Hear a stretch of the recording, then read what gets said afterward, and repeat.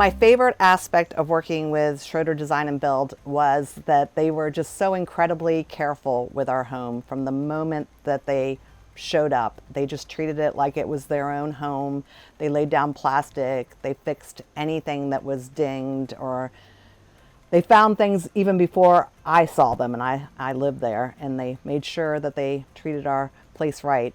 One of the negative things that happened, and we knew that this was a possibility going into the project because we had a very, very custom house. It had wood floors on the ceiling, but carpeting on the floor, which we changed out to wood floors. So in the process of changing out to wood floors and moving around some doors and things for the bathrooms, it became known to them that there was going to be a structural issue. And it was a little scary to hear that, but they managed it. They took care of the structural problem. I think it was the whole time downstairs probably lasted, I would say, less than 2 weeks, but they got it done and they still came in early and on time. So I was really happy about that.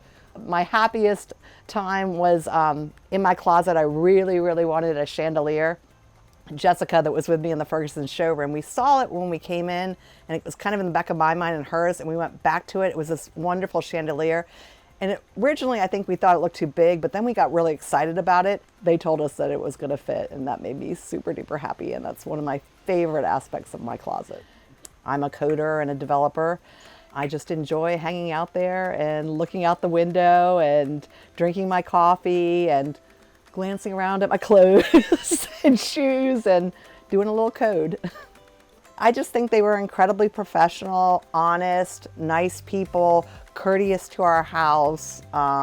They came on budget, on time. There just was no reason not to go with Schroeder, and our experience was exactly what we thought it was going to be, and I would highly recommend them.